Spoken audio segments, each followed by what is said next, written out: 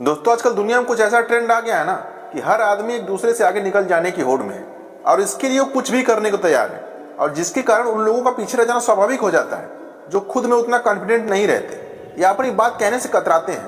कहने का मतलब है कि अगर लोग आपको रिकॉग्नाइज नहीं कर रहे हैं, आपको नहीं समझ रहे हैं, तो आप बहुत जल्दी इस दौर से बाहर हो जाएंगे। जैसे कई बार आपने देखा होगा कि आपके दोस्त आपके साथ खड़े होते हुए भी आपकी बातें ध्यान से नहीं सुनते, लेकिन वहीं पर किसी और की बातें बड़े ध्यान से सुनते हैं, और जैसे ही आप बोलना शुरू करोगे वो आपको इग्नोर करना शुरू कर देते हैं। इसका सीधा सा मतलब है कि आपको अपने अंदर कुछ वैसा बदलाव लाने की जरूरत है जिससे लोग आपकी बातों को सुने, दुनिया आपकी इज्जत करे, लोग आपकी वैल्यू को समझें, लोग आपको इग्नोर ना करें। लेकिन सवाल यह है कि ऐसा करें क्या, ऐसा क्या करें कि लोग हमारी वैल्यू को समझें। आज की वीडियो में हम जानेंगे कुछ साइकोलॉजी ट्रिक्स के बारे में, कुछ ऐसे तरीकों के बारे में जिनको अगर आपने अपने लाइफ में इंप्लीमेंट कर दिया तो लोग आपकी अहमियत को समझेंगे। दैट मीन्स कि लोग आपको सीरियसली लेना शुरू कर देंगे, आपकी बातों की वैल्यू करेंगे। इसलिए वीडियो को पूरा देखना। मेथड नंबर 1, लोगों को ना कहना सीखें। लर्न टू से नो। दोस्तों, अगर आप किसी को खुश करने के लिए, उसको कंफर्टेबल करने के लिए हर बात में हाँ में हाँ मिलाते जा रहे हो ना, तो यार ऐसा करना आपको नीचे ला रहा है, क्योंकि लोग आपको हल्के में लेना शुरू कर देते हैं। जब आप उनके लिए हमेशा अवेलेबल रहते हो, जब आप उनको ना नहीं कह पाते, उनको तो पता है कि अगर मैं इसको कहूँगा तो ये मान जाएगा, इसको क्या कन्विंस करना। इसलिए ना कहना सीखो, क्योंकि किसी के लिए हमेशा अवेलेबल रहना आपकी वैल्यू को कम करता है। जरूरी नहीं है कि आप पूरी दुनिया को खुश रखोगे तो आप खुश रह पाओगे, ऐसा नहीं है। दूसरों को खुश रखने की चाह में आप अपने अस्तित्व को गिरा रहे हो। आप अपने काम को छोड़कर दूसरों का काम किए जा रहे हो, लेकिन धीरे धीरे वो लोग आपकी बात का फायदा उठा लेते हैं और आपके मुंह लग जाते हैं, और देखते ही देखते आपके सेल्फ रिस्पेक्ट का कचरा होने लगता है। इसीलिए किसी के लिए उतना ही अवेलेबल रहो जिससे आपके लोगों में वैल्यू बनी रहे। मेथड नंबर 2, जरूरत के वक्त ही बोले। Don't talk too much. अगर आप जरूरत से ज्यादा बोलोगे ना तो लोग आपको मुंह पर समझेंगे, आपको बेवकूफ समझेंगे कि भाई ये तो ऐसे ही बोलता रहता है, बस ज्ञान बांटता फिरता है। अगर आप जरूरत से ज्यादा बोलोगे तो लोग आपकी बातों को हल्के में लेंगे ही लेंगे, क्योंकि लोगों को पता है कि कुछ भी बोले तो ऐसे ही बकवास करता रहता है, इसका तो ये रोज का है, मतलब इसकी बातों को सीरियस लेना ही नहीं है, ये तो ऐसे ही है। लेकिन जहां पर आप सोच समझ के बोलोगे, जहां पर आप मौके की बात बोलोगे, है ना, जहां उन बातों की वैल्यू हो, जरूरत के वक्त अगर आप बोलोगे तो आपकी बात का ध्यान रखा जाएगा, आपकी बात को सुना जाएगा, लेकिन आपकी बात में दम होना चाहिए। फिर लोग आपकी बातों को वैल्यू देंगे, आपको वैल्यू देंगे और आपकी बातों को सुनेंगे। इसीलिए हमेशा ये देखो कि आपको कब बोलना है, कितना बोलना है, क्या बोलना है। अगर आपने इस चीज को समझ लिया ना तो धीरे धीरे आपकी वैल्यू बढ़ती जाएगी। मेथड नंबर 3, पहले खुद की अहमियत को समझो। Respect your self. अपने आप को समझो, अपनी रिस्पेक्ट करो, तब जाके लोग आपको समझेंगे, आपकी रिस्पेक्ट करेंगे। दूसरों के चक्कर में हम खुद को अहमियत देना ही भूल जाते हैं। यहाँ अपने आप को रिस्पेक्ट देने का मतलब है कि आप जो भी प्रयास कर रहे हो उसकी कद्र करो, आप अपने लक्ष्य की कद्र करो, अपने सेल्फ डिसिप्लिन की कद्र करो, उसको मेंटेन करो। आपके पास में जो कुछ भी हो उसकी कद्र करो।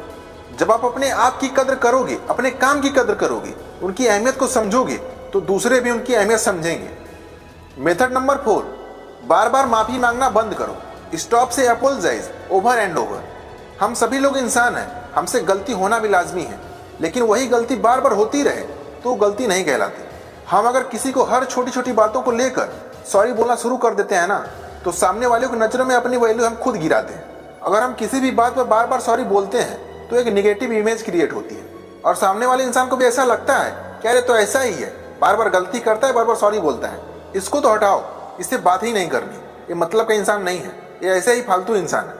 इसलिए अगर किसी को सॉरी बोल रहे हो तो उसको समझो कि हाँ भाई मैंने गलती करी है, एक बार सॉरी बोल दिया, उसके बाद में आपको गलती करनी ही नहीं है जिससे आपको दोबारा सॉरी बोलना पड़े। ये चीजें आपको अपने अंदर बदलनी होगी। मेथड नंबर 5, जो भी करो दिल से करो। What ever you do it from your heart. जो भी आप करें उसे पूरे दिल से करें, पूरे सच्चे मन से करें। अगर आप स्टूडेंट हैं तो दिल से पढ़ाई करें, अगर आप टीचर हैं तो दिल से बच्चों को पढ़ाएं। आप कोई भी काम करें उसे पूरे दिल से करें। यदि आप अपनी चीजों से दिल से जुड़ेंगे तो लोग आपसे जुड़ेंगे। If you love your work, people will love you. Method number 6, चुप रहना एक गुण है, इसका सही इस्तेमाल करें। एक पुरानी कहावत है कि मूर्खों के लिए सबसे अच्छा जवाब है कि आप चुप हो जाओ, लेकिन एक कहावत तभी ठीक बैठती है जब आपके चारों तरफ मूर्खों की टोली हो, क्योंकि कभी कभी हम वहां भी चुप रह जाते हैं जहां हमें बोलने की जरूरत होती है। जहां बोलना चाहिए वहां बोलते नहीं, और जहां चुप रहना होता है वहां बोल जाते हैं, पूरा गड़बड़ हो जाता है। बोलना और चुप रहना दोनों कला है, बोलने से ज्यादा चुप कहाँ रहना है, ये बहुत बड़ी कला है। जहां 4 लोग अपनी झूठी गुणगान कर रहे हो ना, वहां चुप रहना ही बेहतर है। आपको कब और कहां बोलना है ये आपको खुद समझना होगा। क्योंकि हर बात पे बकबक करने से आपकी वैल्यू कम होती है, इसलिए जरूरत के वक्त ही बोलें। मेथड नंबर 7, एक सकारात्मक दृष्टिकोण को अपनाएं। Keep a positive attitude and approach.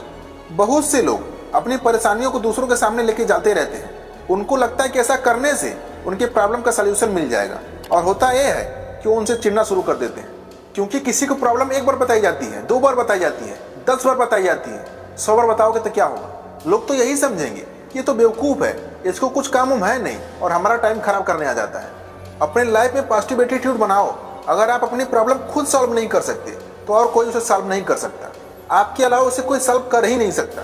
दूसरे केवल सजेशन देंगे, लेकिन उस प्रॉब्लम को फेस तो आपको ही करना है ना, उसे सॉल्व भी आपको ही करना है। तो क्यों यार किसी के पीछे भाग रहे हो? इससे आपकी प्रॉब्लम तो सॉल्व होगी नहीं, बल्कि अपनी सेल्फ रिस्पेक्ट भले ही गवा लोगे। क्योंकि लाइफ में कितनी भी प्रॉब्लम आए उसे फेस तो आपको ही करना है, उसे दूसरा कोई आगे फेस नहीं करेगा। अगर आप अपनी प्रॉब्लम का रोना किसी और के सामने रोओगे तो लोग आपकी इज्जत नहीं करेंगे। मेथड नंबर 8, अपनी सीमा में रहना सीखो। Know your boundaries. यहाँ बाउंड्रीज का मतलब आपका डिसीजन, आपका कंट्रोल है। लोग क्या बोलते हैं क्या नहीं बोलते हैं, इससे आपको फर्क नहीं पड़ना चाहिए। बस आप जो काम कर रहे हो उसे करते रहो, क्योंकि हर किसी को मनाना, हर किसी को समझाना आपकी सीमा से बाहर है। आपका काम है कि खुद का काम करो और खुश रहो, और हमेशा अपने आप पर विश्वास रखो, क्योंकि लोग एक बात की 1000 मतलब निकालने के लिए तैयार बैठे हैं। इसलिए अपनी धुन में मस्त रहो। दुनिया क्या बोलती है क्या नहीं बोलती है, इससे कोई मतलब नहीं। मेथड नंबर 9, समय के पाबंद रहो और विनम्र रहो। B punctual and stay humble.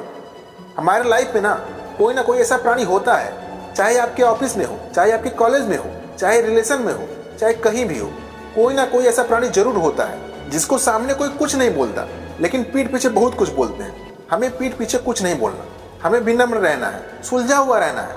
क्योंकि सुलझे हुए स्वभाव से अगर आप किसी काम को करेंगे ना, तो बड़े से बड़े काम को भी आप पूरा कर लेंगे। लेकिन वहीं अगर आप गुस्सैल होंगे, ईर्ष्यालु स्वभाव के होंगे, तो आपको ना जिंदगी एक बोझ लगने लगेगी, और धीरे धीरे आपके स्वभाव का प्रभाव आपके आसपास के लोगों पर पड़ेगा, और आपकी रिस्पेक्ट तो दूर, आपसे बात तक नहीं करना पसंद करेंगे। आपकी वजह से किसी का टाइम बर्बाद नहीं होना चाहिए, आपकी वजह से किसी को हर्ट नहीं होना चाहिए। हर्ट होने का मतलब ये नहीं है कि आप उसको खुश करने में लग जाओ। कोई ऐसी बात मत बोलो जिससे सामने वाला हर्ट हो जाए।